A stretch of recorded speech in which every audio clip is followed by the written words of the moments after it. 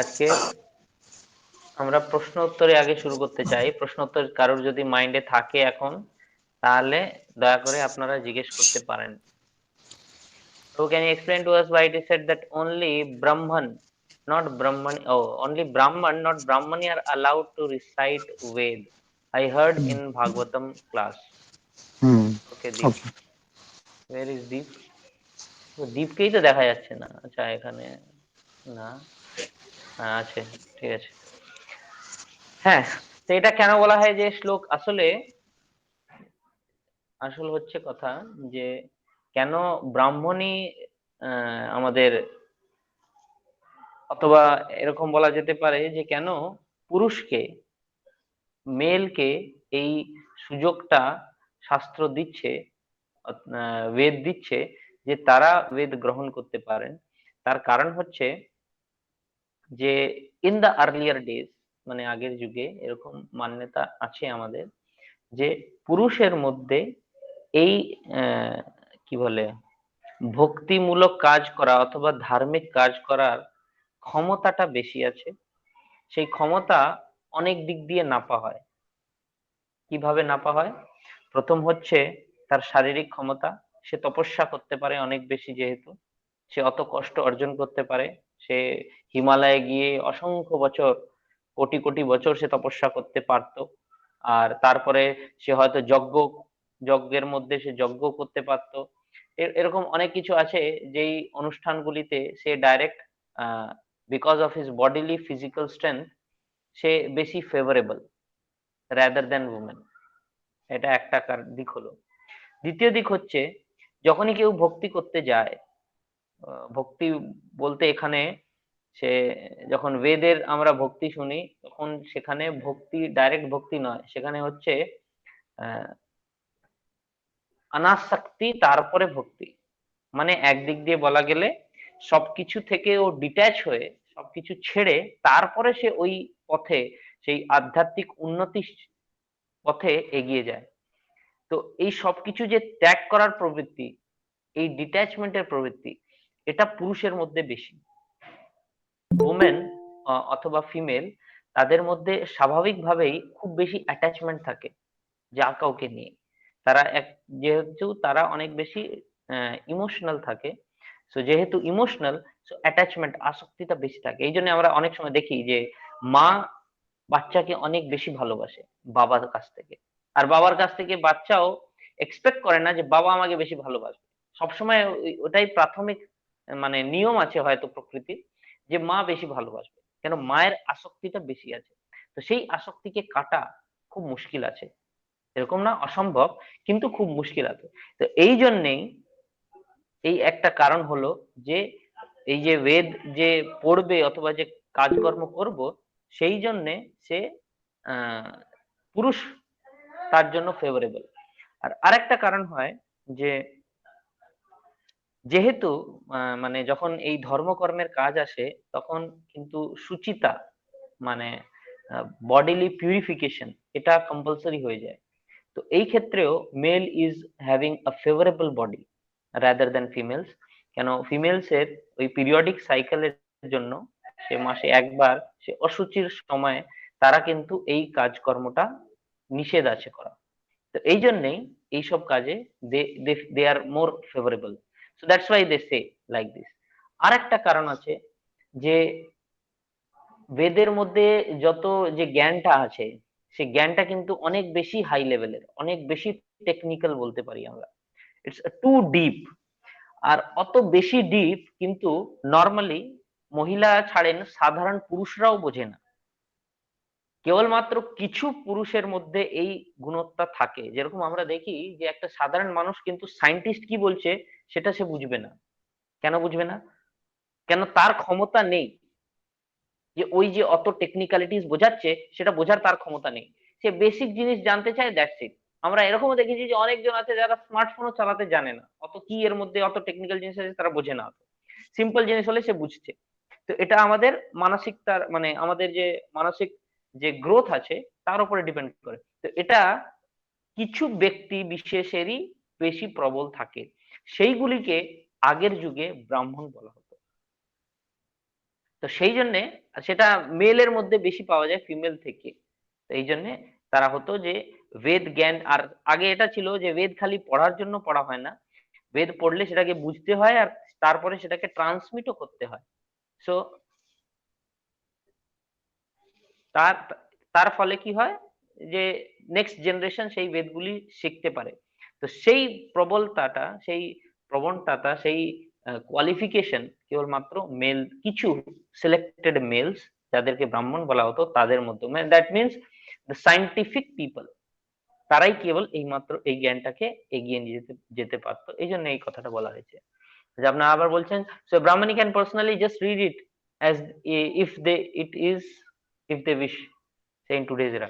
See, now coming to the point, reading Ved and যদি কেউ বেদ পড়ে, তো বেদের মধ্যে কোটি কোটি শ্লোক আছে, সে পড়তে পড়তে জীবন শেষ। বেদ পড়লে কিছু হয় না, সেটাকে বুঝে কাজে লাগাতে হয়। আর সেই বেদের সার দেওয়া আছে, সেটা হচ্ছে আমাদের শ্রীমদ্ ভগবত গীতা আর শ্রীমদ্ ভাগবতম। তো এইটা সবাই পড়তে পারে। আর যদি আপনি ভাগবতম পড়বেন, তো ওখানে নারদ মুনি ব্যাসদেবকে বোঝাচ্ছেন যে এই কলিযুগের লোক, সে কিছুই বুঝবে না, সে বেদও বুঝবে না। তো আমাদের মধ্যে কেউই সেই কোয়ালিফাইড নয় যে বেদ পড়তে পারে, নোবডি ইজ কোয়ালিফাইড, বিকজ ব্রাহ্মণ ক্যান রিড বেদ। কিন্তু শাস্ত্রে বলা হচ্ছে যে কলৌ শূদ্র সম্ভব, কলিযুগে সবাই শূদ্র, মানে কেউ ব্রাহ্মণ নেই। তো যদি কেউ ব্রাহ্মণ নেই, তার মানে কেউ বেদ পড়তে পারে না আসলে। তো এই জন্য নারদ মুনি, যিনি গুরুদেব হচ্ছেন ব্যাসদেবের, উনি বলছেন যে এই কলিযুগের লোকদের জন্য তুমি কি লিখেছো, কিছু একটা এরকম একটা লেখো যেটা আমরা কি বলে, আমরা কলিযুগী লোকরা বুঝতে পারি আর নিজের জীবনকে সার্থক করতে পারি। তখন ব্যাসদেব এই যে আমাদের জন্য শ্রীমদ্ ভাগবতম লিখছেন, ভগবত গীতা লিখছেন। তো আসলে বেদ আমরাও পড়তে পারি না, কেন আমরাও বুঝতে পারবো না। যে কে পড়তে পারবে, সে সে সেই আগের যুগে যারা ব্রাহ্মণ ছিল তারা পড়তে পারবে, এই যুগে এটা খুব মুশকিল। আর পড়েও আমাদের কিন্তু অত বয়স নাই যে আমরা পড়ে সেটাকে বুঝে যাব, because we don't have so sharp memory যে আমরা অত তাড়াতাড়ি বুঝতে পারবো ওসব জিনিস। তো এই জন্য আমরা খালি এইটুকু বেদ, যেটা হচ্ছে শ্রীমদ্ ভগবত গীতা আর শ্রীমদ্ ভাগবতম, এটা আমরা পড়তে পারি। আর এটা প্রভুপাদ বলেছেন আমরা সবাই পড়তে পারি, কেবলমাত্র পড়তে পারি না, আমরা অপরকে পড়াতেও পারি, ক্লাসও দিতে পারি, শিক্ষাও দিতে পারি। আর আমরা দেখি ইসকনে অনেক মাতাজিরা আছে যারা এর উপরে প্রবচন দেন। So this is well qualified, because এখন দুটোরই কোয়ালিফিকেশন সেম হয়ে গেছে, না পুরুষের অত মাথা মুন্ডু রয়েছে না মহিলাদের। So both are on the same level. So we cannot say as per previous that হ্যাঁ ওরা, আমরা পড়তে পারি আর ওরা পড়তে পারেন না, আসলে আমরাও পড়তে পারি না। am I clear with the answer? Deep, বুঝেছেন কি আপনি? আর কেউ যদি কিছু কমেন্ট অথবা কিছু বলতে চান তাহলে বলতে পারেন, যদি আদারওয়াইজ একাদশী একাদশী দিনটা যে পালন করা হয়, আস্তে আস্তে তো বলেন, আপনার কথাটা বোঝা যাচ্ছে না, আরেকবার বলেন। বলছি একাদশী দিনটা যে পালন করা হয়, হ্যাঁ, তাহলে কে দোষী? এই একাদশী কথাটার অর্থ কি? দেখেন একাদশীর একটা গল্প হচ্ছে, so so this question is clear, এর উপরে আপনার কোনো প্রশ্ন নেই না? আমি আগে এটা ক্লিয়ার ছেড়ে দিই। So, এই প্রশ্নটা শেষ হলো। এবার আপনি যেটা বলছেন একাদশী, একাদশী কি আসলে? এটা একাদশী হচ্ছে একটা ভগবানের প্রিয় তিথি, ভগবান ভালোবাসে সে, তার সেই সেই দিনটা হচ্ছে একাদশী। এবার বৈষ্ণবরা কিন্তু একাদশী অনেক বলতে পারি আমরা জড়জাগতিক ভালো ফল দেয়।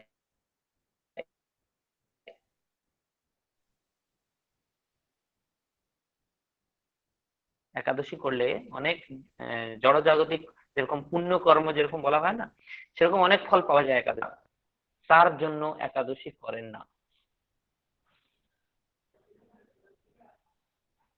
হরে কৃষ্ণ, হরে কৃষ্ণ। হ্যাঁ ঠিক আছে।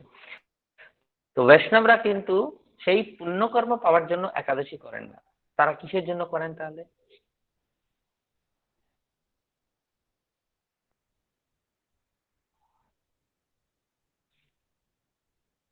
আরে, am I audible? হরে কৃষ্ণ।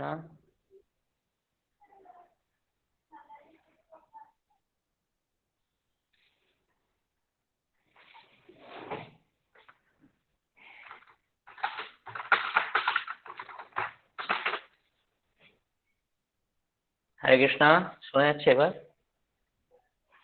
হরে কৃষ্ণ। হ্যাঁ, এবার শোনা যাচ্ছে। হুম। হ্যাঁ, এটা আপনি ঠিকই লিখেছেন। একাদশী মানে কি? Ekadashi, okay, I am not visible, leave it, don't C.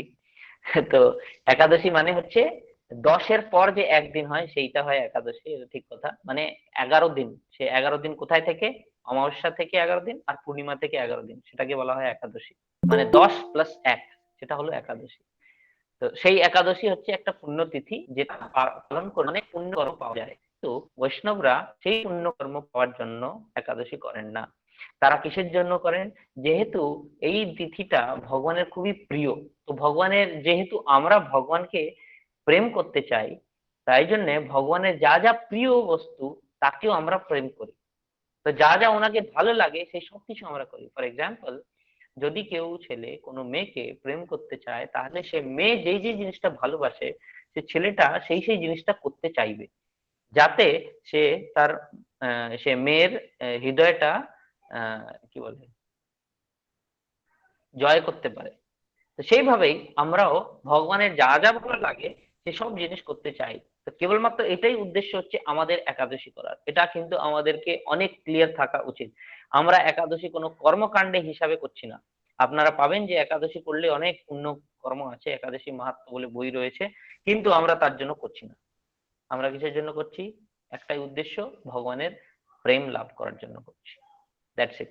যদি আমরা বেশি ডিপে যাব তার মধ্যে, তাহলে আমাদের এই দুষ্ট মন এটা ওই চিন্তা ভাবনায় নিয়ে আসবে যে হ্যাঁ, এটা করলে আমি এটা ফল পাবো, ওটা করলে আমি ওটা ফল পাবো।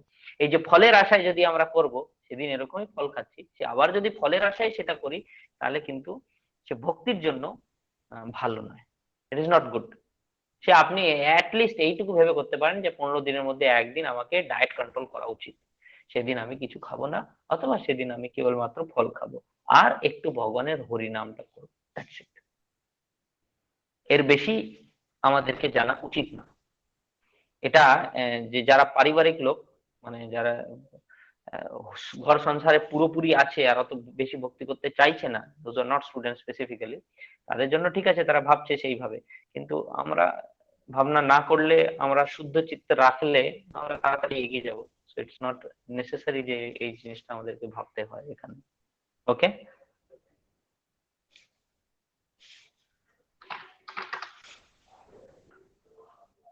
শোনা যাচ্ছে? How science and spirituality? I heard, Deep, yes, I heard it's fasting for body, for feasting for soul. Yes, definitely it is feasting for soul. আমাদের আত্মার জন্য এটা ফিস্টিং। যে কেন ফিস্টিং? যেহেতু আমরা খাচ্ছি দাচ্ছি না আর ঘুমাচ্ছি, অনেকজন ঘুমায়ও না। তো খাচ্ছি দাচ্ছি না, ঘুমাচ্ছি না, তা কি করছি তাহলে সারাদিন? কি করবোটা কি তাহলে সারাদিন? তাহলে হরিকথা তারা পড়ে, আর হরিকথা শ্রবণ করে, আর ভগবানের নাম জপ করে। এই সব কাজ হচ্ছে আমাদের আত্মার ফিস্টিং, ফিস্টিং ফর দ্য সোল। ওকে। আর প্রভু, যারা বস্তুর মধ্যেও পরমাত্মা রয়েছে, তাহলে কি জড় বস্তুর মধ্যে জীবাত্মাও রয়েছে? না না, এটা কে বলে দিয়েছে জড় বস্তুর মধ্যে পরমাত্মা রয়েছে? এটাই পার্থক্য হচ্ছে জীবাত্মা আর পরমাত্মার মধ্যে, যে পরমাত্মা সব জায়গায় বিরাজমান, কিন্তু জীবাত্মা কেবলমাত্র এই শরীরে। পরমাত্মা প্রত্যেকটা শরীরের মধ্যে আছে, জীবাত্মা কেবলমাত্র এই শরীরে। পরমাত্মা প্রত্যেকটা শরীরের ব্যাপারে জানে, জীবাত্মা খালি এই শরীরের ব্যাপারে জানে। পরমাত্মা প্রত্যেকটা শরীরকে কন্ট্রোল করতে পারে, জীবাত্মা কেবল নিজের শরীরকে কন্ট্রোল করতে পারে। ওকে। আর what is the relationship between science and spirituality? হ্যাঁ, so this is very nice question. Science আর স্পিরিচুয়ালিটির মধ্যে কি হচ্ছে রিলেশন? এবার বলে দিই আপনাকে, একটা লাইন লিখে দিচ্ছি। Religion without philosophy is, religion without philosophy কি হয়? Spelling mistake. Somebody can say যে রিলিজিয়নে কোনো ফিলোসফি নেই, কোনো কি বলি আমরা, তথ্য নেই তার, সে খালি এরকমই বলছে, তাই জন্য সেটাকে করতে হবে। সেরকম যদি কোনো ধর্ম থাকে, যে যার কোনো মানে গ্রান্থিক সে বেসিস নেই, তো সেই ধর্মকে সেরকম ধর্মকে কি বলি আমরা? সেন্টিমেন্টালিজম। সেটা হলো আমাদের সেন্টিমেন্টালিজম। সেন্টিমেন্টালিজম মানে কি হলো? মানে খালি সেন্টিমেন্ট থেকে করছি। এক্সাম্পল আমি দিয়ে দিচ্ছি, সেটা হচ্ছে আমাদের নির্মল বাবা। নির্মল বাবা সবাই শুনেছেন, টিভিতে দেখেছেন, নির্মল বাবা দেখেননি তাহলে ইউটিউব খুলে একবার সার্চ করে নেবেন হু ইজ নির্মল বাবা। নির্মল বাবা যখন বলে যে হ্যাঁ আপনি খালি কি বলে পার্সের মধ্যে একটা 10 টাকার নোট রাখেন, আপনার উপরে কৃপা চলে আসবে। অথবা আপনি গোলগাপ্পা খাচ্ছেন না, আপনি ফুচকা খাচ্ছেন না, আপনি গিয়ে ফুচকা খান, আপনার উপরে কৃপা চলে আসবে। এরকম উলফাল, যার কোনো বেসিস নেই, কিন্তু অসংখ্য লোক সেটাকে পালন করছে। কেন পালন করছে তারা যদি কেউ জিজ্ঞেস করে? তাদের কাজটা পূরণ হচ্ছে তাই জন্য তারা পালন করছে। তো এর কোনো বেসিস আছে? কোনো বেসিস নেই। কিন্তু যা ধার্মিক ধার্মিক কার্যক্রম সে বলছে, সে সব তারা করতে চাইছে। তো দিস ইজ সেন্টিমেন্টাল। যে আমার খালি সেন্টিমেন্ট যুক্ত আছে ওই ব্যক্তির সাথে, ও যা বলবে আমি সেটা করবো। সে ঠিক হোক ভুল হোক, কেন করছি কি না করছি সেটা আমার জানা দরকার। এটা প্রথম। আর তার উল্টো কি হয়ে যায়, ভাইস ভার্সা কি হয়ে যায়, যে ফিলসফি উইদাউট অথবা নলেজ উইদাউট রিলিজিয়ন, সেটা কি? সেটা হয় মেন্টাল স্পেকুলেশন, যেটা আমাদের বৈজ্ঞানিকরা আজকের যুগে করছে। যে আমাদের যে এখন যে জ্ঞান, সেই জ্ঞানের মধ্যে কোনো জায়গায় আমরা ধর্ম অথবা ভগবানকে যুক্ত করি না। তো সেটা হয়ে যায় কি, জাস্ট মেন্টাল স্পেকুলেশন, আমার মানসিক এক্সারসাইজ সেটা। আমি মন দিয়ে সেই সব কিছু ভাবছি। আমরা আপনারা সবাই এখানে অল্প কিছু তো জেনেই গেছেন ভক্তির ব্যাপারে। তা আপনারা সবাই ভগবানের উপরে বিশ্বাসও পেয়েছেন। তো আপনারা সবাই জানেন যে আমাদের যে ফোর ফাদার ছিল, তারা কি হনুমান ছিল? তারা কি বানর ছিল? Were they monkeys? Yes or no?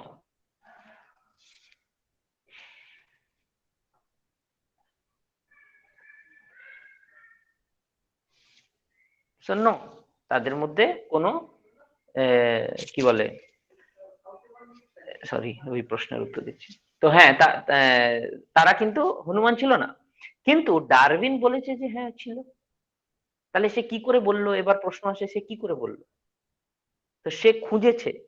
কিভাবে খুঁজে? সে খালি একটা, সে তার হিস্ট্রি যেটা হচ্ছে যে সে একটা জাহাজে খুব একটা লম্বা জার্নিতে চলে গেছিল, আর সেখানে সে বসে বসে তার হঠাৎ এই মাথায় এই চিন্তা ভাবনাটা এসছে, আর সে বানিয়ে বানিয়ে বানিয়ে বানিয়ে সে এরকম পেয়ে গেছে যে হ্যাঁ এটা দেখে ওটা দেখে যে হ্যাঁ এরকম হয়েছে, আর এরকম আমরা এসছি, এরকম এই এই জন্তু থেকে এই জন্তু হয়ে গেছে, এই জন্তু থেকে এই জন্তু হয়ে গেছে, আর হনুমান থেকে আমরা হয়ে গেছি, মানুষ হয়ে গেছে।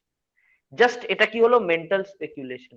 মাথা তার তার মাথার এক্সারসাইজ এটা। সে নিজের মনের মধ্যে একটু ভেবে চিন্তা করে সে দিয়ে দিয়েছে যে হ্যাঁ এটা আমার, হ্যাঁ মানসিক জল্পনা। Thank you.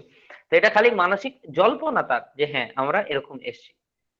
তো সেটা হচ্ছে কি, আজকের সব বৈজ্ঞানিক, প্রত্যেকটি বৈজ্ঞানিক এটাই করে। কখনোই তাকে না, তারা প্রথম জিনিস হচ্ছে তারা ভগবানকে মানে না। কিন্তু এরকম কি সবসময় সায়েন্স এরকমই ছিল? না। যদি আমরা পুরনো যারা অরিজিনাল সায়েন্টিস্ট, যারা সায়েন্সকে শুরু করেছে, যেরকম লর্ড কেলভিন, যেরকম নিউটন, যেরকম আইনস্টাইন, এদেরকে যদি আমরা পড়বো ভালো করে, তখন আমরা পাই যে তারা সব জায়গায় এই কথাটা বলছে যে যত বেশি আপনি বিজ্ঞানের ভেতরে ডিপ যাবেন, নলেজের ভেতরে ডিপ যাবেন, আপনি এটা বুঝতে পারবেন যে ভগবান কে, অথবা ভগবান একটা ফোর্স আছে যেটা এই সব জিনিস করছে। এটা কিন্তু আমরা রেগুলেট করছি না। So the more deeper you go, then you realise এটা ওদের কথা। আজকের যেটা আমরা দেখি, সে কেউই ডিপ কেউই যায় না। সে অনেক অল্প সময়ের মধ্যে শর্টকাট পেয়ে আমাদেরকে কিছু পেতে হয়, তাই জন্য সুপারফিশিয়াল নলেজ। সুপারফিশিয়াল নলেজ হলে সে সেই জিনিসটা বুঝেই না। সে তাহলে কি করে, সে মানসিক জল্পনা কল্পনা বের করে কিছু একটা বিজ্ঞান বের করে। আর তার পরিণাম কি হয়? আমরা সবসময় পাই যে তার পরিণাম হচ্ছে, সব সময় যা ডিসকভারি বের করে সায়েন্স, তার কোনো না কোনো দুষ্প্রভাব এই সমাজের উপরে, এই প্রকৃতির উপরে, এই পৃথিবীর উপরে পড়তে থাকে। এর এক্সাম্পল হচ্ছে, একটা বেসিক এক্সাম্পল আমাদের লাইট। এই যে লাইট, প্রথমে আমরা লাইট যখন এসেছিল বাল্ব, তারপরে বলবো না বাল্ব না, বাল্ব থেকে ভালো হচ্ছে আমাদের কি, ওই লম্বা টিউব লাইটটা, রড। তারপরে এলো এনার্জি সেভিং, সেটা কি ছিল? সেটা ছিল সিএফএল, যে এটা বেশি ভালো। কিছুদিন পর বলা গেল না না না, এই সিএফএলটা অনেক হানিকারক। কোনটা ভালো? এলইডিটা ভালো। তাহলে সব সিএফএল কে চেঞ্জ করে এলইডি হয়ে গেল। এখন আবার বলছে যে না, এই এলইডিটাও হানিকারক, এই এলইডি থেকে এরকম দুষ্প্রভাব পড়ছে আমাদের উপর। তো যখন বারবার এইটা আসছে, তার মানেটা কি হলো? এটা হচ্ছে মেন্টাল স্পেকুলেশন। এই নলেজটা কখনোই পারফেক্ট হবে না, মানে সে জানেই না, সে লাস্ট অব্দি সে পৌঁছায়নি। সো যদি সে ভগবানকে না মানে, ভগবানকে মানলে তাকে বেদ মানতে হবে, এইসব পুরো এই যে আমাদের শাস্ত্রিক জ্ঞান আছে এই সব কিছুকে মানতে হবে। সেটা যদি না মানে কেউ, তাহলে সেটা হয়ে যায় মেন্টাল স্পেকুলেশন। তো এই জন্যে এই দুটো একসঙ্গেই চলে সবসময়। এই জন্য প্রভুপাদ সবসময় যে ওয়ার্ডটা ইউজ করেছেন সেটা হচ্ছে সায়েন্স অফ কৃষ্ণা কনসিয়াসনেস, মানে কৃষ্ণ ভাবনামৃত, যেটাকে আমরা বাইরের জগতে হয়তো কেউ বলবে ধর্ম একটা। তো সেই আহ, কৃষ্ণ ভাবনামৃত, তার বিজ্ঞান, কৃষ্ণ ভাবনামৃতের বিজ্ঞান, মানে এই দুটো জিনিস আসলে একই, একসঙ্গেই করলে এটা বোঝা যায় এরকম। এটা এটা আজকে আসলে আমাদের আজকের টপিক ছিল এটাই। আজকে আমাদের টপিক যেটা ছিল সেটা এটাই, যে যেই যেই জিনিসটা আমরা করছি তার পিছে কি বিজ্ঞান আছে, কি যুক্তি, কেন করছি, সেটা কি সেন্টিমেন্ট? আমি যে প্রণাম করছি সেটা কি একটা সেন্টিমেন্ট? আমি যে আরতি করছি সেটা কি একটা সেন্টিমেন্ট? আমি যে জব করছি সেটা কি একটা সেন্টিমেন্ট? সেটা কি আসলে, তার কি সাইন্টিফিক রিজনটা কি, তার বিজ্ঞানটা কি আসলে? সেটা আমাদের আজকের ক্লাসের টপিক ছিল। যেহেতু বেশি স্টুডেন্ট সেই সময় ছিল না, তো আমরা সেটা আলোচনা না করে পার্সোনাল ডাউট সেশনে গেছি। তো মোর ক্লিয়ার আনন্দিতা, এই প্রশ্নটা আমরা ওই ক্লাসের মধ্যে করতে পারবো। ঠিক আছে? I hope this, up to this it's okay for you. আর কিছু থাকলে আপনি বলতে পারেন। আচ্ছা, এখানে রাজু সাহার বাকিরা যারা নতুন জয়েন করেছে একটু জানিয়ে দিই আপনাদেরকে, যেহেতু সেই সময় আমাদের বেশি স্টুডেন্টস ছিল না, তো আমরা আজকে ডিসাইড করেছি যে আমরা কেবলমাত্র 1 to 1 প্রশ্নোত্তর করব এবং শ্লোকা রিভিশন করব। তো আপনাদের যদি কোনো প্রশ্ন থাকে you can just type it out there. Okay, Raju sir আর একটা প্রশ্ন হচ্ছে, আমি জানতে চাইছি যে মনে মনে করুন একটা স্টোনের মধ্যেও কি জীবাত্মা রয়েছে যার চেতনা লুপ্ত? হ্যাঁ, অবশ্যই এটা রয়েছে। This is correct. Stone is also living. সবকিছুতেই জীবাত্মা রয়েছে আর তার চেতনা লুপ্ত, দিস ইজ টোটালি কারেক্ট। আর এই এখন লুপ্ত, কিন্তু এই এই পাথরটাই যদি আধ্যাত্মিক জগতে থাকে তখন তার চেতনাটা লুপ্ত থাকে না, তার চেতনাটা থাকে সেই সময়, কিন্তু রসটা আলাদা হয়ে যায়, শান্ত রস। ম্যাটেরিয়াল সায়েন্সের ড্রব্যাক রয়েছে, but spiritual science is the real truth. Okay, yes, material সায়েন্সের ড্রব্যাক রয়েছে অবশ্যই, কিন্তু স্পিরিচুয়াল আসলে মেটেরিয়াল সায়েন্স বলে কিছু হয়ই না, দ্যাট ইজ অনলি জল্পনা কল্পনা। যদি আপনাকে ভাবতে হয় আসল science, that is spiritual science only. Material science মানে কি? এই জড়ের মধ্যে দিস ইজ ডেড, এর এর এর আপনি বিজ্ঞান জেনেও কি করবেন? It is of no use. ওর ওর থেকে আপনি কিছু বের করতে পারবেন না। তো যেই বিজ্ঞানের দরকার, যেই আসল বিজ্ঞান আছে যেটা পড়বে লোক, যে বুদ্ধিমান মানুষ, সে কোন বিজ্ঞানটা পড়বে? সেটা হচ্ছে আধ্যাত্মিক বিজ্ঞান। আর আগের জগতে ভারতবাসী যারা সবচেয়ে বেশি জ্ঞানী ব্যক্তি ছিলেন, তারা কিন্তু কোনো জড়জাগতিক ডিসকভারির মধ্যে ছিলেন না। তারা কি করতেন? অনেক বেশি তপস্যা, অনেক বেশি আধ্যাত্মিকতার অনেক এগিয়ে ছিলেন। কেন? তার মধ্যে কিছু প্রাপ্য বস্তু রয়েছে। আর এই যে মরা পড়া তার মধ্যে করলে কি কি পাবে? সে কিছুই পাবে না। সে যার চেতনাবিহীন যে জিনিস, তার মধ্যে কিছু পাওয়া যায় না, তার তার থেকে কি বের করতে পারে তার থেকে? এটা এরকমই হয়ে গেল, একটা ডেড ডেড বডিকে কে খায়? সে শিয়াল খায়, আর নাহলে কুকুর খায়, নাহলে সে আমাদের কি বলে, সে গিদ্ধ, এর বাংলা নামটা কি আছে আমি ভুলে গেলাম, ভালচারস এন্ড ইগলস, তারা খায়। তো ওই ওইসব হচ্ছে একদম লো ক্লাস জীব, সেই ইয়োনির, তারা খায়। তো আজকে সমাজে আমরা পাই সবাই লো ক্লাস হয়ে গেছে। আগে কিন্তু ভারতবাসীরা অত ছিল না। এই জন্য যখন মহাপ্রভু এসেছিলেন, তখন উনি বলছেন যে ভারত ভূমিতে মনুষ্য জন্ম হইল যার, জন্ম সার্থক করি করো পর উপকার। কেন? এখানে যার জন্ম হয়েছে সে বুঝতে পারতো এইসব জিনিস, এর মাহাত্ম্য। বাইরের লোক যদি আসে আর দেখে যে হ্যাঁ এই গঙ্গাসাগর মেলা হবে কিছুদিনে 14 জানুয়ারি, এই ঠান্ডার মধ্যে সেই গঙ্গাসাগরে সবাই স্নান করতে যাচ্ছে, কি দরকারে পাগলের মতো বুড়ো বুড়ো লোক, অত লক্ষ লক্ষ লোক এসে ওখানে ডুবকি মারছে, কি দরকার সেখানে ভেসে ওঠার? অনেকজন মরেও যায়, কেন অত কষ্ট করছে পাগলের মতো? তারা এরকম ভাববে। কিন্তু আমরা জানি যে এটা হচ্ছে একদিক জীবনের। এটা করলে আজকের, অবশ্যই এই পিঢ়িটা জানে না, আমাদের জেনারেশনটা জানে না, আগের জেনারেশনটা জানতো যে হ্যাঁ কুম্ভে স্নান করলে, গঙ্গাসাগরে স্নান করলে কি পাওয়া যায়, সেই যে পুণ্যটা পাওয়া যায় সেটা অসংখ্য কোটি কোটি বছরে কেউ অর্জন করতে পারে, সেটা খালি কেবলমাত্র ওখানে সেই স্নানের মাধ্যমে আমরা প্রাপ্ত করতে পারি।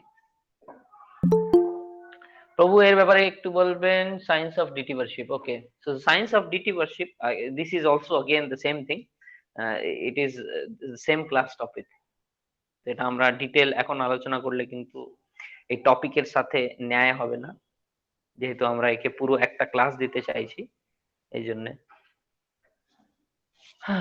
পায়ে প্রণাম করার প্রথার ব্যাপারেও বুঝিয়ে বলবেন। এই এই যে সব জিনিস আছে, এই সব হয়ে গেল যুক্তি, যে এই সব যেটা আমরা করছি তার পেছনে যুক্তিটা কি, এটা আসলে ক্লাসের টপিক, আমরা এখন ডিসকাস করব না এটা। মানে ভগবানকে ভালোবাসি, তাহলে আমরা ভগবানের পায়ে দণ্ড প্রণাম করি কেন? স্পার্মের মধ্যে কি কোটি কোটি জীবাত্মা রয়েছে? ইয়েস, স্পার্মের মধ্যে কোটি কোটি জীবাত্মা রয়েছে। তাহলে জীবাত্মা কি করে যাচ্ছে ওপরে? জীবাত্মা আহ, বলা যায় যে রেন ড্রপস এর মাধ্যমে নিচে আসে প্রথমে, আহ, বৃষ্টির যে জলের বুঁদ থাকে তার মাধ্যমে, আর সে যখন এই পৃথিবীর উপরে পড়ে তখন সে যে ক্রপস থাকে, যে ফসল হয়, যেটা ধান হয়, যেটা তার মধ্যে সে ঢুকে যায়। সেই ধানটা যখন আমরা খাই তো আমার মধ্যে অনেক অসংখ্য জীবাত্মা ঢুকে যায়, কিন্তু সেই সব জীবাত্মা রয়েছে সুপ্ত অবস্থায়। সেই অনেক জীবাত্মা তারপরে আবার বেরিয়েও যাচ্ছে সেরকম। সেই জীবাত্মার মধ্যে কিছু জীবাত্মা তারপরে আমার শরীরের মধ্যে আবার গ্রহণ করা হচ্ছে, রক্ত যেটা রক্তে পরিণত হচ্ছে, তারপরে রক্তে পরিণত হওয়ার পর সেটা রক্ত থেকে মজ্জা, মজ্জা থেকে বোন ম্যারো থেকে, তারপরে আবার লাস্টে স্পার্ম ক্রিয়েশন হয় সেটা।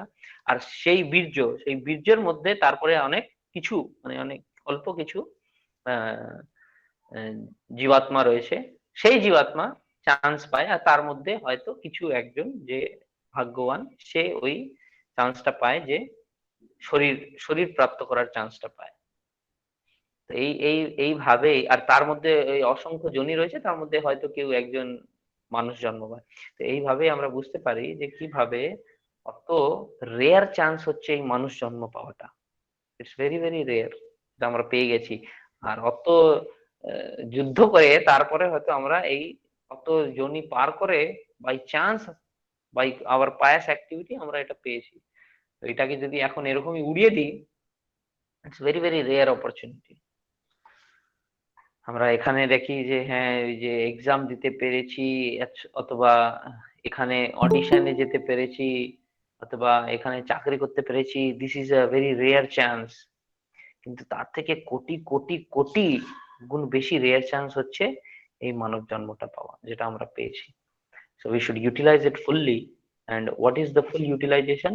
সেটাতে বেশি কিছু করারও নেই। মহাপ্রভু বলছেন কেবলমাত্র এই মন্ত্র জপটা, এই ভগবানকে প্রেম করাটা, এই হরে কৃষ্ণ মহামন্ত্র জপ করাটা, এর মাধ্যমে ভগবানকে প্রেম করা, এটা যদি আমরা চালিয়ে থাকতে পারি, তাহলে যদিও এই জীবনে আমরা নাও শেষ করতে পারলে, যদি অল্প কিছু বেঁচেও যায়, নেক্সট লাইফ আবার কিন্তু সেম জন্ম পেয়ে আমরা সেটাকে শেষ করতে পারবো, পূরণ করতে পারবো, এই চান্সটা আমরা পাবো শিওর শট। ওকে, এনিওয়ান এলস? তার মানে প্রভু আমরা বডি রূপী এই অট্টালিকাতে অনন্ত কোটি জীবাত্মা রয়েছে, তার মধ্যে রিয়েল আমার জীবাত্মাও রয়েছে। Yes, this is correct. ঠিক আছে। আর যখন ভূত ঢুকে যায় কারোর শরীরে, তখন সেও একটা জীবাত্মা, ঠিক আছে? তো সেও ঢুকে গেছে আর আপনার জীবাত্মাও রয়েছে, তখন দুটো জীবাত্মার মধ্যে এটা হয়ে গেল একটা যুদ্ধ। আর যেই জীবাত্মাটা বেশি শক্তিশালী, বেশি প্রবল, ঠিক আছে, এখানে জীবাত্মা বুঝতে গেলে ওটাকে মন, বুদ্ধি আর অহংকার নিয়ে বুঝতে হবে, খালি জীবাত্মা নয়। জীবাত্মা সেটাকে কভার করে নেয় তার অহংকার, তারপরে কভার করে তার বুদ্ধি, তারপরে কভার করে তার মন, তারপরে এই পঞ্চভৌতিক শরীর। পঞ্চভৌতিক শরীরকে বাদ দিলাম, এই যে মন, বুদ্ধি, অহংকারের কভারিং, এর সহ যে জীবাত্মাটা স্ট্রং থাকবে, তার মধ্যে অন্য জীবাত্মা যখন ঢোকে ভূতের রূপে, সে কিন্তু এখানে কন্ট্রোল করতে পারবে না। কিন্তু যদি এই আমার অরিজিনাল জীবাত্মা যেটা শরীরে রয়েছে, এটা যদি উইক হয়ে যায়, তাহলে এই যে ফরেন জীবাত্মা যে ঢুকে গেছে শরীরের মধ্যে, সে কিন্তু এই শরীরকে পরিচালনা করতে পারবে।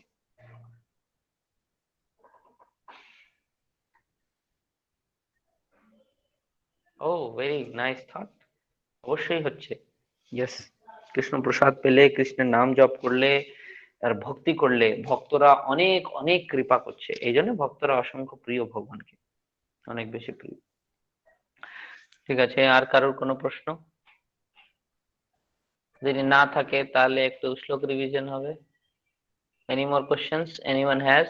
মাইকটা অন করে বলতে পারেন যদি কারোর কোনো প্রশ্ন থাকে, প্লিজ।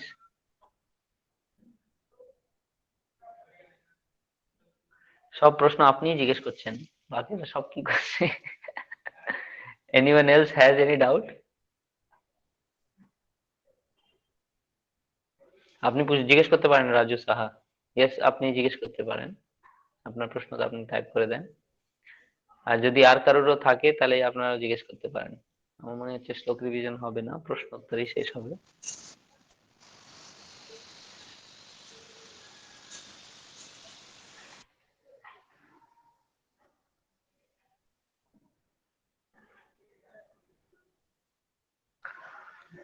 এখানে কি কি গীতার, প্রভু দেহ ত্যাগের পর বৈকুণ্ঠ ধামে আমরা কেমন দেহে থাকবো? হুম, সত্যি সত্যি কি ভূত মানুষের মধ্যে ঢোকে? হ্যাঁ। হুম। তো প্রশ্ন হচ্ছে কি, সত্যি সত্যি কি ভূত মানুষের মধ্যে ঢোকে? অবশ্যই ঢোকে, এটা ঠিক কথা। ঢোকে, আর এটা প্র্যাকটিক্যাল জিনিস, এটা ঢুকতেই পারে, কেন ঢুকতে পারে না? এটা একটা শরীর, এটা একটা ড্রেস, এই ড্রেসটাকে আর কেউ আপনার কাছ থেকে কেড়ে নিতেই পারে। যদি আপনি শক্তিশালী হন কেড়ে নিতে পারবে না, যদি আপনি উইক হন তাহলে কেড়ে নিতে পারবে। আর সেরকম হয়। যদি আপনাকে বিশ্বাস না হয়, then you can go and see in Rajasthan there is a temple known as Mehendipur Balaji. এই মেহেন্দিপুর বালাজি মন্দিরটা আসলে ভূত ছাড়ানো মন্দির। ঠিক আছে, ওই মন্দিরে যতজনকে ভূত ধরে, সে বিদেশ, দেশ বিদেশ, কোথায় কোথায় জায়গা থেকে সেই জায়গায় তারা নিয়ে আসে, আর তাদেরকে চেনে বাঁধা থাকে লোকজনকে। আপনি ভিডিও দেখতে পারেন, সে মানে খুব ফিয়ারফুল ভিশন আছে সেটা। তো সেখানে এইসব হয়, সে ভূত ছাড়ানো হয় সেখানে, এরকম মান্যতা আছে যে সেখানে গেলে সে সহজে ভূতটা ছাড়ানো যায়। আর এখানে আমরা এই দেহ ত্যাগের পর বৈকুণ্ঠ ধামে আমরা কেমন দেহে থাকবো? তো বৈকুণ্ঠ ধামে যদি কেউ যায়, তাহলে সে চতুর্ভুজ বিষ্ণু আকারে থাকবে। মানে বিষ্ণুর যে দেহটা রয়েছে, যেরকম দেহটা রয়েছে, সেম সেরকম দেহ আমরাও পাবো। আর যদি আমরা গোলক বৃন্দাবনে যাই, তাহলে এটা নির্ভর করে যে আমরা কোন আহ, স্তরে রয়েছি ভগবানের সাথে, কোন রসে আমরা ভগবানের সাথে রসাস্বাদন করব। শান্ত রস, দাস্য রস, বাৎসল্য রস, মাধুর্য রস, অথবা যে কোনো রস, সেই রসের হিসাবে আমরা দেহটা প্রাপ্ত করব। তো চিন্ময় দেহ কেমন হয়, চিন্ময় ইন্দ্রিয় কেমন হয়? ইট ইজ সেম অ্যাজ দিস, সবকিছু সেম আছে। এটা ব্রহ্ম সংহিতাতে বলা হয়েছে যে যা আধ্যাত্মিক জগতে রয়েছে সেটাই এখানে রয়েছে, কেবলমাত্র এটা হচ্ছে তার ছায়া, মানে উল্টো। কিন্তু সব এখানেই আছে, সেম সেম জিনিস আছে। এখানে যা আছে সেখানে তাই আছে। এখানে মানে একবার জননিবাস প্রভু ক্লাসে বলছেন যে এখানে অনেক পলিটিক্স আমরা দেখি, আসলে সেখানে পলিটিক্স আছে, কিন্তু সেই পলিটিক্সটা কৃষ্ণকে খুশি করার জন্য। তার একমাত্র উদ্দেশ্য হচ্ছে এটা। আর এখানের পলিটিক্স হচ্ছে কেবলমাত্র নিজেকে খুশি করার জন্য, নিজেকে ভোগ করার জন্য। তো যা এখানে রয়েছে, কৃষ্ণ চোর, এখানে চুরি করা হয়, এখানে ডাকাতি হয়, সেখানে হয় নাকি? সেখানে হয়। কৃষ্ণ তো মহাচোর, সে চোর। অনেক মহারাজা এখন ক্লাসে জোকিংলি বলে যে চোরের বেটা, আমরা চোর হতে পারলে কি দোষ আছে? কিন্তু দোষ আছে, আমাদেরকে জেলে দিয়ে দেবে, কিন্তু ভগবানকে দিচ্ছে না। তো উনি ওখানেও চুরি করছে। তো এই সব গুণ কিন্তু ওখানে, গুণাবলী ওখানেও আমরা পাচ্ছি, এই সব কিছু ওখানে রয়েছে। এরকম না যে ভিন্ন কিছু, কিন্তু এখানে রয়েছে কামনা, এখানে রয়েছে বাসনা, ওখানে রয়েছে শুদ্ধ প্রেম। তো যা অ্যাক্টিভিটি আমরা দেখি, যখন আমরা কোনো মুভি দেখি, আমরা খুব ভালো লাগে আমাদেরকে দেখলে, কেন? তার মধ্যে একটা আদর্শ জিনিস দেখানো যায়। কিন্তু ওই জিনিস দেখার পর যদি আপনি বাহ্যিক জগতে দেখবেন, আপনি সেরকম পাবেন না, কিন্তু আপনি চান যে ওরকম হয়। তো আসলে ওই জিনিসটা আনন্দ আমাদেরকে প্রদান করে, আর ভগবানও ওইসব জিনিসে আনন্দ নিচ্ছে, ওইসব জিনিস সেখানে থাকে, কিন্তু সেই উদ্দেশ্যটা আলাদা। উদ্দেশ্য হচ্ছে কি? কৃষ্ণের সন্তুষ্টি। এখানে উদ্দেশ্য হচ্ছে আমার সন্তুষ্টি, আপনার জন্য আপনার সন্তুষ্টি, ওর জন্য ওর সন্তুষ্টি। সবার যদি আলাদা আলাদা সন্তুষ্টি বিধান থাকে, তাহলে কিন্তু ঝগড়া লেগে যায়। আর যদি একই উদ্দেশ্য থাকে সবার, যে হ্যাঁ ভগবানের সন্তুষ্টি, তাহলে কিন্তু সেটা শুদ্ধ প্রেমের স্তরে এসে যায়। প্রভুপাদ এই ইসকনের স্থাপনা সেই জন্যই করেছিলেন, যে কেবলমাত্র একটা উদ্দেশ্য থাকবে, কৃষ্ণকে সন্তুষ্ট করা। তাহলে আমরা দেখতেও পাই যে এটা আসল হচ্ছে ইউনাইটেড নেশনস, যার মধ্যে দেশ বিদেশের কত ধরনের লোক। যখন এখানে মমতা ব্যানার্জি এসেছিলেন, তখন নিয়ার অ্যাবাউট মোর দেন 50টা দেশের বেশি আমাদের এখানে পতাকা লাগানো হয়েছিল। মানে অত দেশের লোক এখানে হারমোনিয়াসলি থাকছে, উইদাউট ঝগড়াঝাটি। তার মানেটা কি হলো? একটা উদ্দেশ্য যদি থাকে, তাহলে সবাই একছত্র এক জায়গায় থাকতে পারবে হারমোনিয়াসলি, উইদাউট এনি গ্রিভিয়েন্সেস, কোনো ঈর্ষা দেশ রহিত ছাড়া। তো সেটা আধ্যাত্মিক জগতে হয়। ভূত কি করে ভূত কি করে তৈরি হয়? ভূত কি করে তৈরি হয়? ভূত যদি আমি আমার অতৃপ্ত ইচ্ছা নিয়ে মরে যাই, তাহলে ভূত হবে একটা।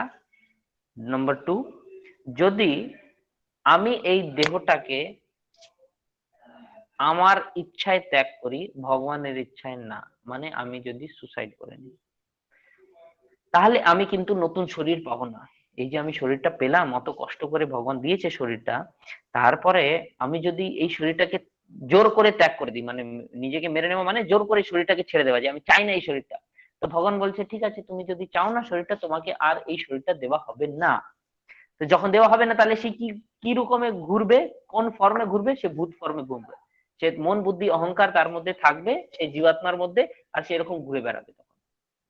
তো যারা সুসাইড করে মেইনলি, অথবা যারা অকস্মাৎ মৃত্যুগ্রহণ করে, যখন তার শরীর ত্যাগ করার সময় হয়নি, সে জোর করে ছাড়ানো হয়েছে, অথবা সে নিজে জোর করে ছেড়ে দিয়েছে, তাহলে কিন্তু তাকে আর নতুন শরীর দেওয়া হয় না।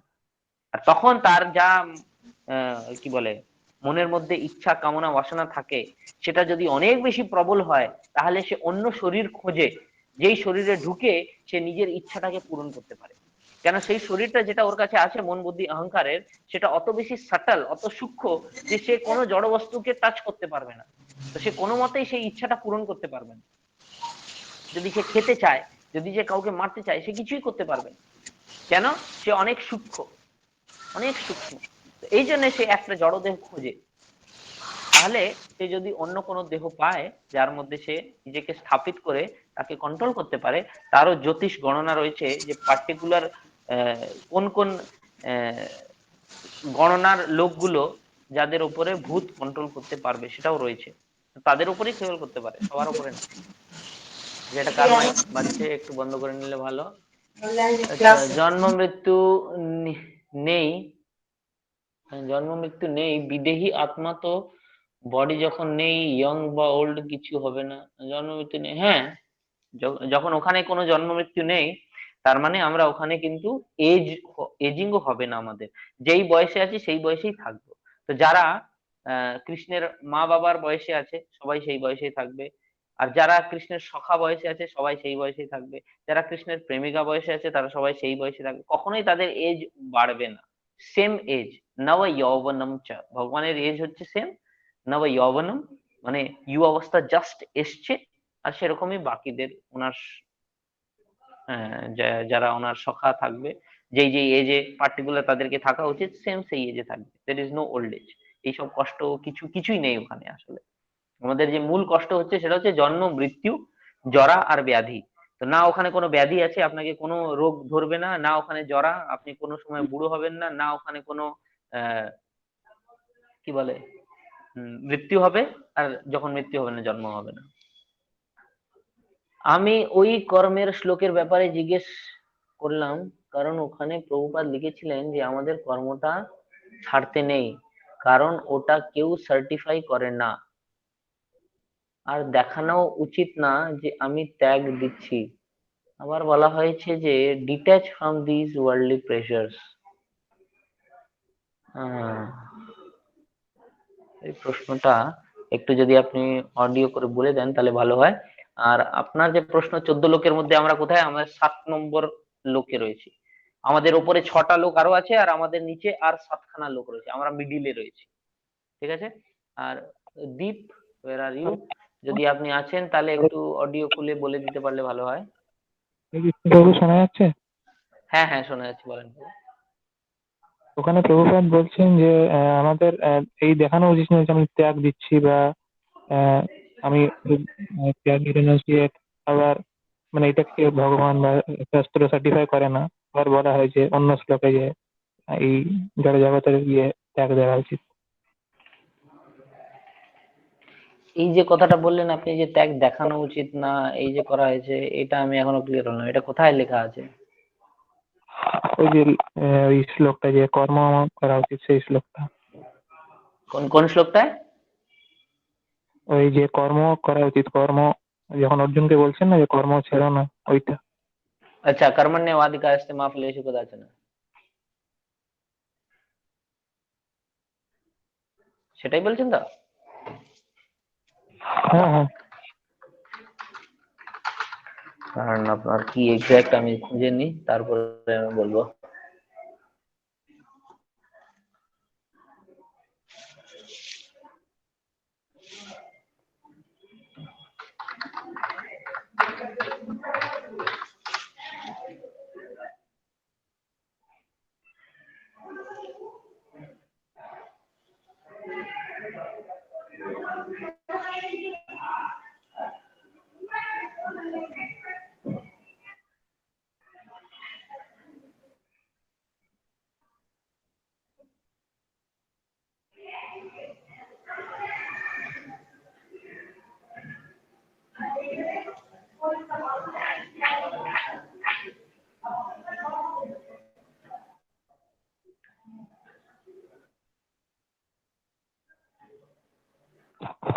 তবে ফোর্থ শ্লোকের 3.4 শ্লোকের পারপাসটা পড়লে হয়।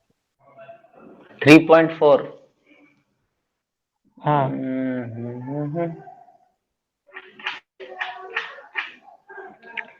न कर्मणाम अनर्भान नैष्कर्म्यम पुरुषोस्नुते न च संन्यासनाद एव सिद्धिं samadhigacchati. Not by merely abstaining from work can one achieve freedom from reaction, nor by renunciation alone can one attain perfection. Another like an extra one is purified by the discharge of prescribed from duties which are laid down just to purify the hearts of men. Without purification, one cannot succeed out of any force. And accordingly, adopting sin. Depends on your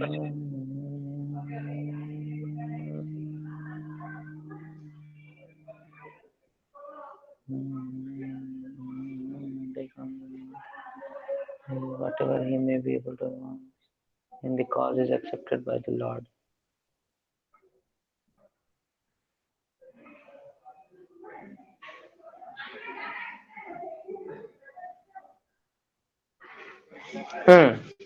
এবার আপনার প্রশ্নটা কি? এখানে এখানে কি বলছেন আপনি বুঝেছেন তো? হরে কৃষ্ণ। হ্যালো প্রভু কৃষ্ণ। হ্যাঁ, এখানে এখানে উনি কি বলছেন আপনি বুঝেছেন তো? উনি বলছেন এইখানে যে সন্ন্যাস, ডাইরেক্টলি কাউকে সন্ন্যাস নেওয়া উচিত না যখন অব্দি সে নিজেকে শুদ্ধিকরণ না করে থাকে, নিজের চিত্তের শুদ্ধিকরণ না করে থাকে, এই কথাটা বলা হয়েছে। আবার 3.8 এও আছে একটা, এটা 3.8 বলছিলাম আসলটা 3.8। perform your prescribed duty, for doing so is better than not working. One cannot even maintain one's physical body. হ্যাঁ, এটা তো ঠিকই আছে। This is correct, this is correct. দেখেন এইখানে এই সব যা জিনিসটা বলা হচ্ছে, এর মানেটা কি হচ্ছে, যে যদি কেউ বলে, এখানে কি বলছে অর্জুন, যে আমি কর্মই করব না, আমি কর্মটাই ছেড়ে দিচ্ছি। যদি আপনি বলছেন যে আমার ক্ষত্রিয় ধর্ম, ঠিক আছে, ক্ষত্রিয়ের কর্ম হচ্ছে কি যুদ্ধ করা, তো আমাকে যুদ্ধ করতে হবে, তাহলে আমি সেই কর্মের ত্যাগ করে দিচ্ছি। কেন? সে কর্মই বন্ধনের কারণ। ঠিক আছে, সেই কর্মই বন্ধনের কারণ, এই জন্য আমি কর্মটাই ত্যাগ করে দিচ্ছি। তখন কিন্তু আসল কথা কি হচ্ছে, যদি কেউ বলে দেয় যে আমি কর্ম ত্যাগ করে দিচ্ছি, সে কখনোই সম্ভব না। যদি প্র্যাকটিক্যাল লাইফে আমরা দেখি, we can never live without any karma. সব সময় আমাদের কোনো না কোনো কর্মের বন্ধনটা আমাকে জড়াবেই।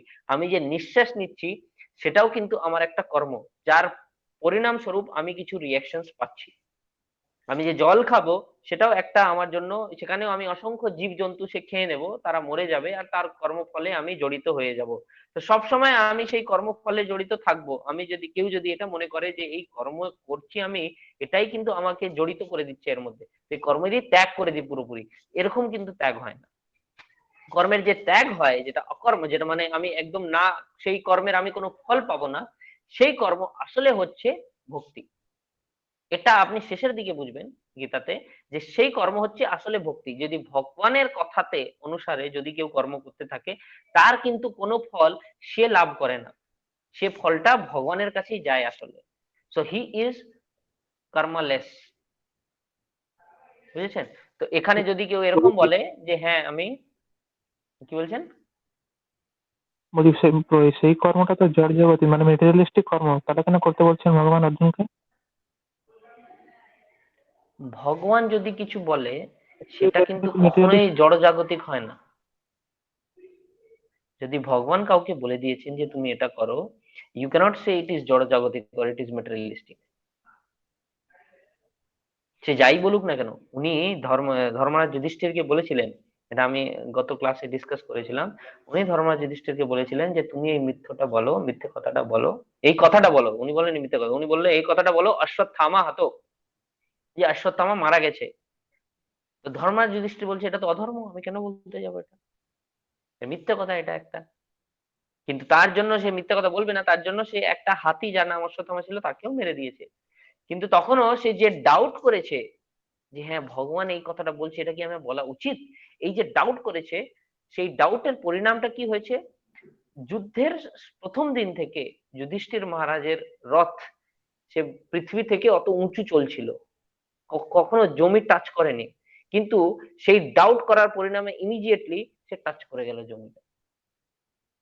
তো ভগবান যদি কিছু বলে, দিট ইজ নেভার জড়জাগতিক। ভগবান এখানে অর্জুনকে যে যুদ্ধ করতে বলছে, এটা কিসের জন্য? ধর্ম স্থাপনা করার জন্য। কেন ভগবান নিজে বলছে যে আমি কেন আসি, আমি আসি পরিত্রাণায় সাধুনাম বিনাশায় চ দুষ্কৃতাম ধর্ম সংস্থাপনার্থায়। এই তিনটে কাজের জন্য আমি আসি।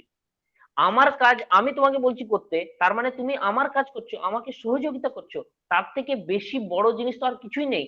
যদি ভগবান আমাকে নিজের হাতের ইনস্ট্রুমেন্ট বানিয়ে নেয়, that means you are right hand of God. আর আসলে অর্জুন হচ্ছে রাইট হ্যান্ড ভগবানের। এই জন্য অর্জুনের প্রিয় ভগবানের প্রিয় সখা ওটা, আর শুদ্ধ ভক্ত ও একটা। তো এই যে যদি কেউ এটা বলে যে এটা জড়জাগতিক কর্ম করতে বলছে ভগবান, ওকে একদমই না। ভগবান যা করতে এসেছিলেন সেটা ভগবান অর্জুনের দ্বারা পূর্ণ করাচ্ছেন। এরকমই জরাসন্ধকে ভগবান মারতে পারতেন, কিন্তু মারেননি। কে মেরেছে? ভীম মেরেছে। কে মারিয়েছে? ভগবান কৃষ্ণ নিজে। উনি ভীমকে বলেছে যে হ্যাঁ একে যখন তুমি মাঝখান থেকে ছিঁড়ে দেবে, একটা পা এই এই ডাইরেকশন, একটা পা ওই ডাইরেকশনে ফেলে দেবে। তো কে কার কাজ করলো ভীম? ভগবানের কাজ করলো। সো ইজ ইট জড়জাগতিক? নো। সেম ওয়ে আমরাও যখন কিছু কাজ করি, সেটা যদি ভক্তির জন্য খুব ভালো থাকে, অথবা আমাদের গুরুদেব আদেশ দিয়ে থাকেন যে সেই কাজটা করেন, সেটা কখনোই জড়জাগতিক বলা যায় না। সেটা গুরু আজ্ঞা, সেটা ডাইরেক্টলি কৃষ্ণের আজ্ঞা। তো সেটা দেখলে বাইরে দেখতে বাহ্যিক দিক দিয়ে আমাদেরকে মনে হতে পারে যে হ্যাঁ এটা জড়জাগতিক কর্ম, আসলে এটা জড়জাগতিক কর্ম না। আধ্যাত্মিক কর্মটা কি প্রভুপাদ বোঝাচ্ছেন, হোয়াট ইজ আধ্যাত্মিক কর্ম? এটা নয় যে হ্যাঁ আমি এইসব কিছু ত্যাগ করে দেবো আর হাতির উপরে বসে এই গুণগান করব যে আমি সব ত্যাগ করে দিয়েছি, আমি এটা ত্যাগ করে দিয়েছি, আমি ওটা ত্যাগ করে দিয়েছি, এই একটা গল্প প্রভুপাদ বলে। ওটা কিন্তু আসলে ত্যাগ নয়। আমরা আমরা বৈরাগী, কি কি ধরনের বৈরাগী? যুক্ত বৈরাগী। কৃষ্ণের জন্য আমি সবকিছু নিয়ে নেব, কৃষ্ণের সেবার জন্য। আর তারপরে উনি বলেই কোটি কোটি টাকা তার সামনে এসে যাচ্ছে, আর উনি নিয়েও নিচ্ছে, আর উনি দেখাচ্ছে মিডিয়াতে যে হ্যাঁ see I am the richest swami. আর তারপরে উনি সেই টাকাটা একটা ভক্তকে ডাকছে, হাফ তাকে দিয়ে দিচ্ছে, ঠিক আছে তোমার এখানে মন্দির চলবে, তোমার এটা, তোমার বইয়ের জন্য এটা, তোমার ওই সেন্টারের জন্য এটা, তোমার ওই প্রোগ্রামের জন্য এটা, আর লাস্টে ওখানে কিছুই নেই। তো সে কিসের জন্য গ্রহণ করলো? কেবলমাত্র কৃষ্ণের সেবার জন্য। তো ফর কৃষ্ণ সেবা সবকিছুই আমরা গ্রহণ করছি, দিস ইজ যুক্ত বৈরাগ্য। আমি এই যে গুগল মিটে ক্লাস দিচ্ছি, এই যে আমি স্যামসাং এর মোবাইল ব্যবহার করছি, এই যে আমার এখানে কম্পিউটার রয়েছে, এই সব জিনিস তো ভোগের জিনিস তাহলে। কিন্তু ভোগের জিনিস তখনই যখনই আমি আমার সন্তুষ্টির জন্য করি। আর ত্যাগের জিনিস তখনই, অথবা ত্যাগ থেকেও শ্রেষ্ঠ এটা, যখন আমি এটা কৃষ্ণের জন্য ব্যবহার করি। অনাসক্তস্য বিষয়ে আমি এদের প্রতি আসক্তি হওয়া উচিত না। কেবলমাত্র যত আমাদের সেবার জন্য ভগবানের লাগবে সেটা আমরা যখন ব্যবহার করি, কোনো জিনিসই হোক না কেন, সেটা আমার চাকরি হোক, সেটা আমার বউ হোক, সে আমার বাচ্চা হোক, সে আমার মা বাবা হোক, সে আমার জমি হোক, সে আমার জায়দাদ হোক, সে আমার ঝগড়াঝাটি হোক না কেন, ভগবান প্রভুপাদ বলছে যে ভক্ত মানে এই নয়, হ্যাঁ আমি নিরীহ হয়ে বসে থাকবো আর আমার মন্দির কেউ ভেঙে চলে যাবে, একদমই না। ভগবানের জন্য সে যুদ্ধও করে পারবে। তো যখন বম্বে মন্দিরটা ভাঙা হচ্ছিল, তখন প্রভুপাদ বলছেন যে কেন বাঁচাবে না তোমরা ভগবানকে? ভগবান তোমরা ভগবানের রক্ষা এখানে করবে, ভগবান যে এখানে বসে আছে সেটা তোমার দায়িত্ব ওখানে। তো যখন ও বুলডোজারটা আসছে, সব ভক্তরা তার সামনে শুয়ে পড়েছে। তো ভগবানের জন্য সবকিছু যাই করা হোক না কেন, সেটা কখনোই জড় জাগতিক নয়। কোথায় কোথায় কোথায়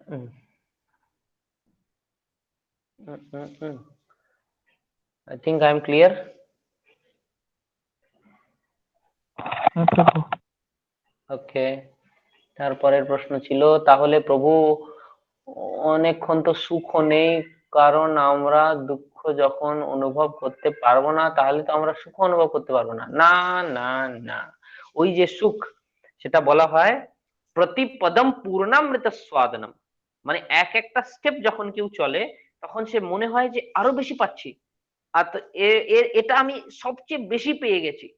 তারপরে আরেকটা যখন সিঁড়ি উঠে, তারপরে মনে হয় আরে ওর থেকেও বেশি পেয়ে গেলাম, আর এর থেকে বেশি তো আর নেই, অত বেশি পেয়ে গেছি। তারপরে সে আরেকটা সিঁড়ি যখন ওঠে, আবার সেরকম মনে হয়। এটা চৈতন্য মহাপ্রভু বলছেন। ওখানের সুখের কল্পনা এরকম।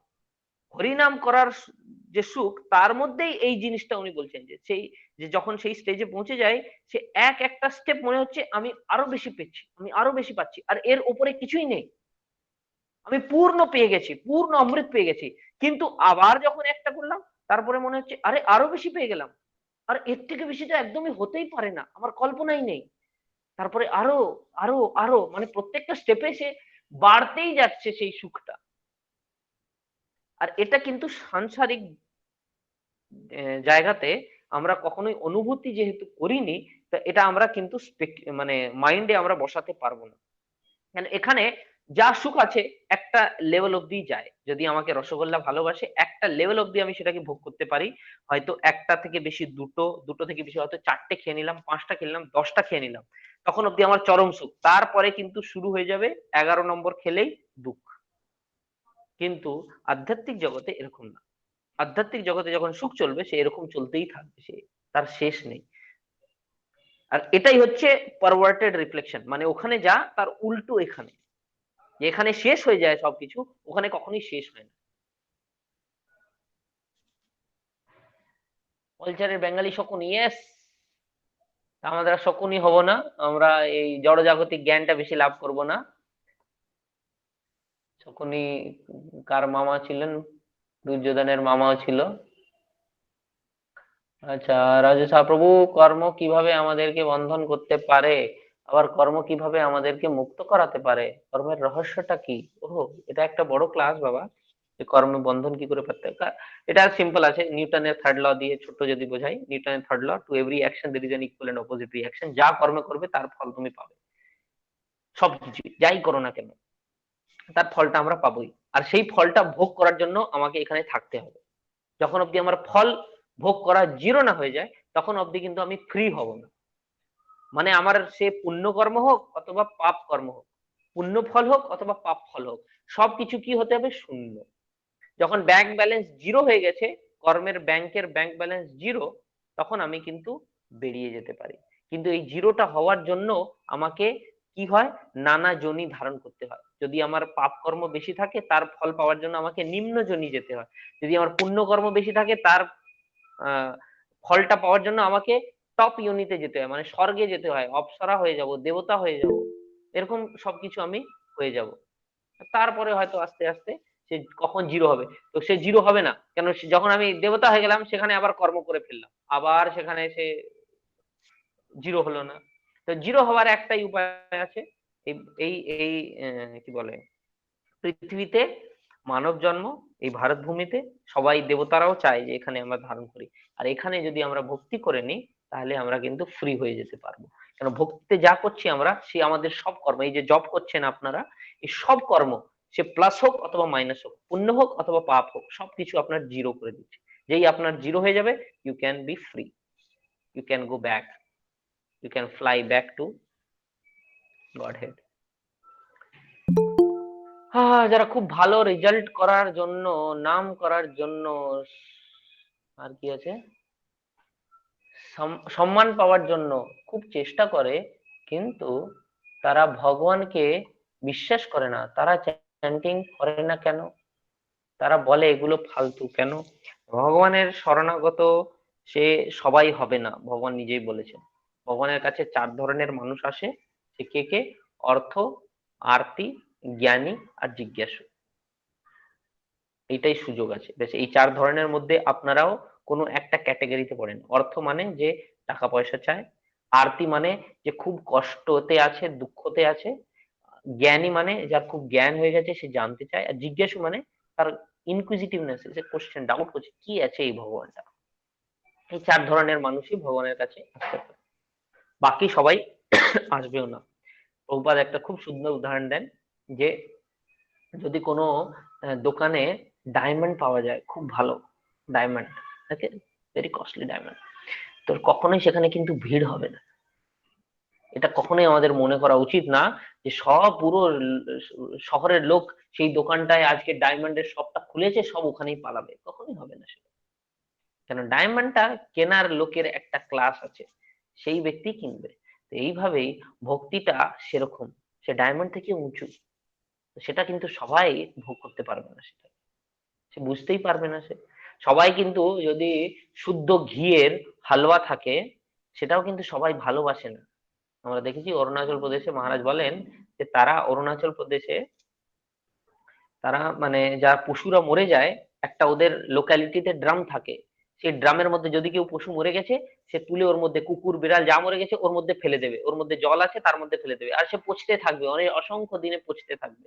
আর তারপরে তার স্যুপ বানাবে আর সেটা খাবে।